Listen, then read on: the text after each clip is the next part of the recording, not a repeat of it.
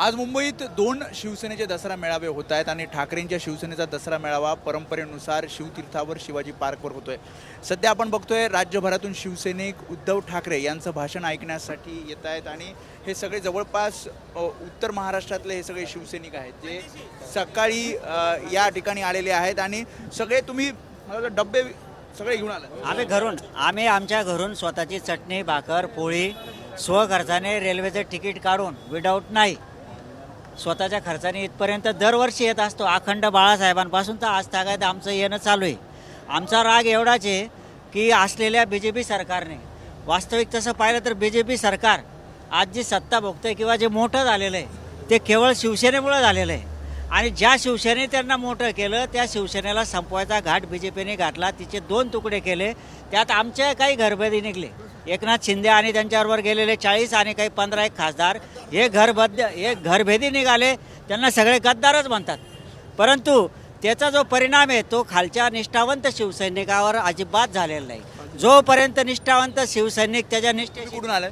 आम्ही 40गाव जिल्हा. पण अनेक जण शिंदेसोबत आहेत ना.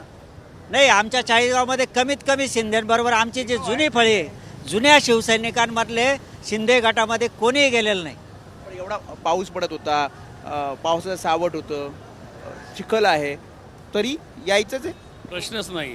आता बघा दसऱ्यासारखा सण असतो पण आम्ही आमचा दसरा शिलोंगण आम्ही इथंच करतो. आम्ही उद्धव साहेबांचे ज्वलंत विचार ऐकण्यासाठी या ठिकाणी येत असतो.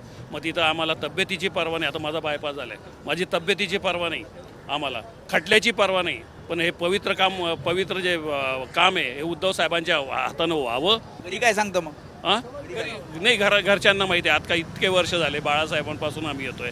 घरच्यांनाही चांगलं माहिती आहे की हे ऐकणार नाही. हे शिवसैनिक आम्ही सगळे जातीवंत शिवसैनिक आहे. शिवसैनिक हे आमच्यासाठी सगळ्यात मोठं पद आहे.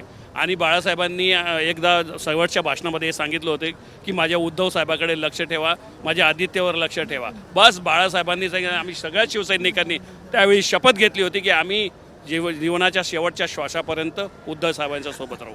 चटणी भाकरी घेऊन तुम्ही आला आहात. दरवर्षी असंच तुम्ही सगळे एकत्र असंच येतो. दरवर्षी ह्याच पद्धतीने येतो. घरच्याच भाकरी, कोणाचं खोकं नाही, कोणाचा पैसा नाही, कोणाचं काही नाही.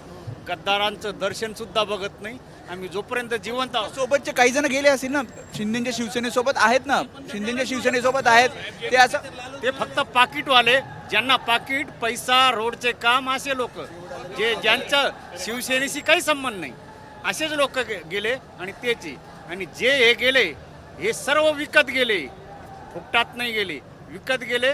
त्यांचं जीवन काय वाटतं आता मोठ्या संख्येनं, मी जसं म्हणतो की मोठ्या संख्येनं शिंदेच्या शिवसेनेसोबत अनेक शिवसैनिक जोडले गेलेले आहेत. मी म्हणतोय 2 मेळावे होतात. एक गोरेगावला मेळावा होतोय, आज इकडे हा मेळावा होतोय. तर तुम्हाला असं वाटतं की हे जे गेले ते परत यावेत, सोबत सगळे एकत्र असावे? नाही, कोणी आले तरी साहेब त्यांना घेणार नाही. साहेब घेणार नाही, आम्ही स्वीकारणार. काही जण येण्याचा प्रयत्न करतात. नाही, आम्ही कोणालाच घेणार. साहेबांनी दिलंय ना. आता विनंती असेल आमची की या गद्दारांना कधीच घेऊ नका. कारण ज्या लोकांनी उद्धव साहेब आजारी असताना, उद्धव साहेबांच्या शरीराची हालचाल होत नसताना या लोकांनी एवढा त्रास दिलेला आहे. जसं छत्रपतींच्या काळामध्ये महाराजांच्या याच्या वेळेला तसा तो उठाव नाही म्हणता येणार. जी गद्दारी त्यांनी जी केलेली आहे उद्धव साहेबांना आजारी असताना, त्यामुळे त्यांनी ज्या पद्धतीने ती गद्दारी केली आहे त्यामुळे उद्धव साहेबांनी तरी या लोकांना परत संघटनेत घ्यायचं नाही असं उद्धव साहेबांना विनंती. म्हणजे आता राज ठाकरे सोबत येतील असं चित्र आहे. फरक पडेल भरपूर 100% फरक पडतो. कारण जसं उद्धव साहेबांना जेवढं मानतात बाळासाहेबांच्या विचारात, त्यांच्या विचाराची एक लकब त्यांच्याकडे आहे आणि त्यांच्याजवळ काम करण्याची एक सिस्टीम आहे. तिकडे महायुती एकत्र आहे, त्याच्यात भाजप आहे, शिंदेची शिवसेना आहे, अजित पवारांची राष्ट्रवादी काँग्रेस. एक जहाज चिरून प्रवास करत असतं. त्याचं तसा एक मोठं जहाज आहे, विचारांचं जहाज आहे, इमानदारीचं जहाज आहे. इथं गद्दार बिद्दार कोणी नाही. जे शिवसैनिक आहे त्यांच्या घरातली चटणी मिरची खातील, कष्ट करतील वर्षभर आणि विचाराचं सोनं लुटायला इथं येतील. कारण पैशासाठी इथं गद्दार राहिलं कोणी नाही. आणि जायचं राहिलं तर मग हे लोक एवढे थांबले कसे असतात? स्वखर्चाने आलो एवढं. आता हे सर्व शेतकरी लोक आहेत. शेतकऱ्यांचं तुम्ही नुकसान पाहिलं ना, त्यांना खायचे पडून गेले. पण आम्ही ते नाही केलं. तो विचार जे निसर्गाने दिलं ना, सरकारी आणि आसमानी आणि सुलतानी संकट आहे आता. तर त्याला न डगमगता शिवसैनिक इथं हजर झाला. याचा अर्थ ते उद्धव साहेबांबरोबर एक निष्ठेने आहेत आणि एक दिवस असा येईल निष्ठा आणि सत्य कधीच पराजित होत नाही. परेशान होईल पण कधीच पराजित होत नाही. एक दिवस उद्धव साहेबांचाच विजय राहील म्हणजे राहील.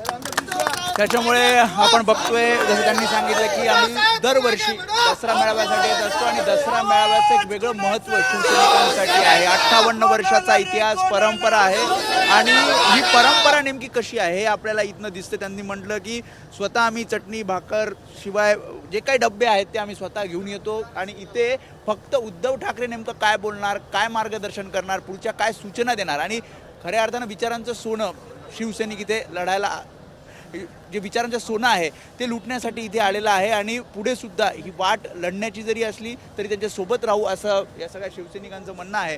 शिवाय त्यांनी उद्धव ठाकरे आणि राज ठाकरे यांच्या युतीसंदर्भात सुद्धा प्रतिक्रिया दिलेल्या आहेत. त्यामुळे आज उद्धव ठाकरे नेमकं काय बोलणार याकडे या सगळ्या शिवसैनिकांचं लक्ष आहे. कॅमेरामन अरविंद बारगेसह वेदांत नेब, एबीपी माझा, मुंबई.